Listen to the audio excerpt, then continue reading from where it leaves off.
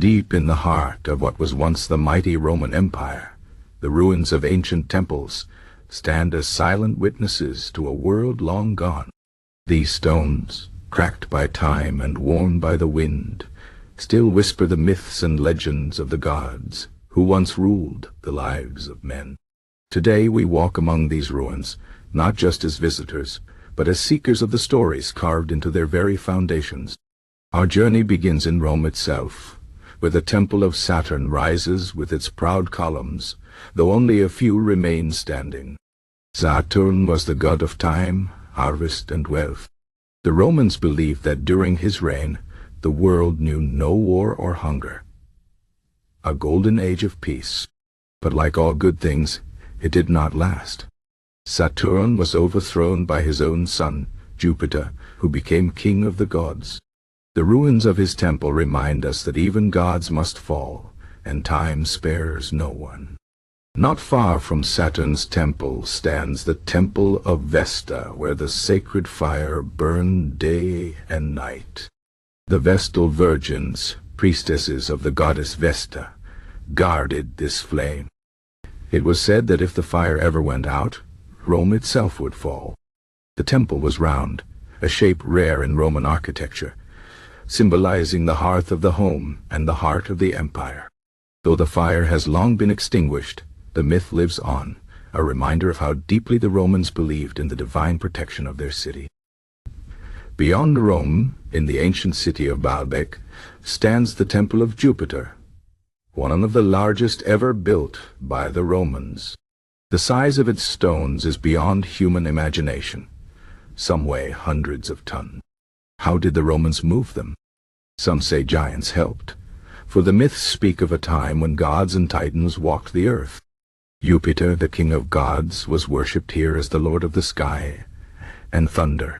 To stand before these ruins is to feel small, to understand how the Romans saw themselves in the shadow of the divine. In the seaside town of Ostia, the ruins of the temple of Mithras tell a different story. Mithras was a god of Persian origin, worshipped in secret by Roman soldiers. His temples were often built underground, in caves or dark chambers. The myth of Mithras tells of him slaying a great bull, whose blood gave life to the world. His followers believed in strength, loyalty, and the battle between light and darkness. The ruins of his temples are simple, hidden. Yet they speak of a faith that gave courage to men who faced death every day. Far to the north, in the cold lands of Britain, the Romans built the temple of Sulis Minerva in Bath. Here hot springs bubbled from the earth, and the Romans believed them to be the gift of Sulis, a local goddess they joined with their own Minerva, goddess of wisdom. The sick and the weary came to these waters, hoping for healing. The myths say that curses were thrown into the springs, written on lead tablets, asking the goddess to punish thieves and enemies. Even today, the steam rises from the ruins, as if the goddess still listens. And what of the fallen temples, those now lost to time? The temple of Mars Ultor, Mars the Avenger, once stood proud in Rome's forum. Mars was the father of Romulus and Remus, the founders of Rome. His temple was where generals went to pray before war, where victories were celebrated, and where the Romans remembered their bloody beginnings.